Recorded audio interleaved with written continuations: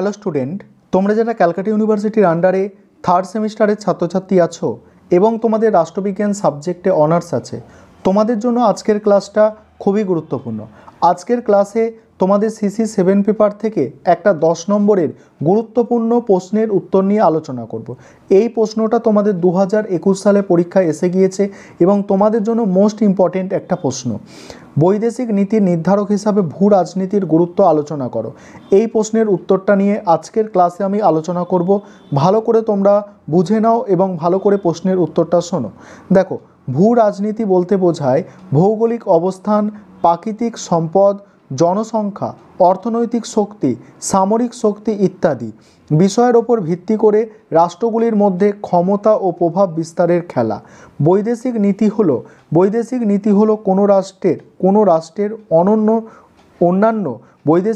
হলো কোনো রাষ্ট্রের অন্যান্য রাষ্ট্রের সাথে সম্পর্ক পরিচালনার জন্য নীতি ও কৌশলের সমষ্টি। এবার দেখো ভূ রাজনীতির গুরুত্ব। কী জন্যে ভূ রাজনীতি গুরুত্বপূর্ণ? দেখো কী কী ক্ষেত্রে গুরুত্বপূর্ণ। ভৌগোলিক অবস্থান, একটি রাষ্ট্রের ভৌগোলিক অবস্থান তার প্রতিবেশী তারপর অর্থনৈতিক সুযোগ এবং সামরিক ঝুঁকি নির্ধারণ করে।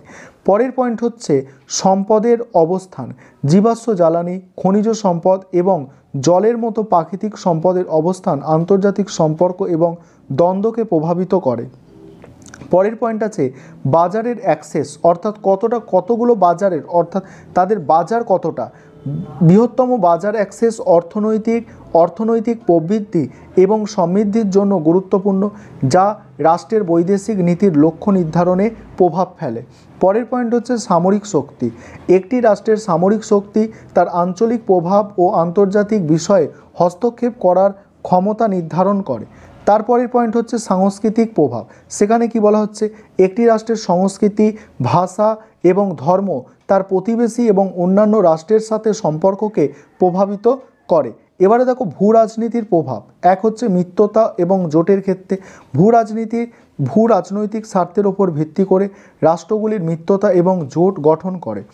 দ্বিতীয় হচ্ছে দ্বন্দ্ব এবং সংঘাত, সীমান্ত বিরোধ, সম্পদের অধিকার এবং আঞ্চলিক প্রভাবের জন্য প্রতিযোগিতা, দ্বন্দ্ব ও সংঘাতের। তারপরে উদাহরণটা নিয়ে আলোচনা করব। তার আগে বলে রাখি, তোমাদের জন্য অনলাইন কোচিং ক্লাস চলছে। তোমরা যারা পরের সেমিস্টার অর্থাৎ সেমিস্টার 4 থেকে অ্যাডমিশন নিতে চাইছো, এই নম্বরে যোগাযোগ করে অ্যাডমিশন নিতে পারো। 9123005218 এই নম্বরে তোমরা যোগাযোগ করে অ্যাডমিশন নিতে পারো। দেখো বাকি প্রশ্নের উত্তরটা দেখো। উদাহরণ কি বলা হচ্ছে, মার্কিন যুক্তরাষ্ট্রের ক্ষেত্রে কি বলা হচ্ছে, মার্কিন যুক্তরাষ্ট্রের উত্তর আমেরিকা মহাদেশের কেন্দ্রীয় অবস্থান এবং শক্তিশালী অর্থনীতি, সামরিক বাহিনী তাকে বিশ্বের অন্যতম প্রভাবশালী রাষ্ট্র হিসাবে প্রতিষ্ঠা করেছে।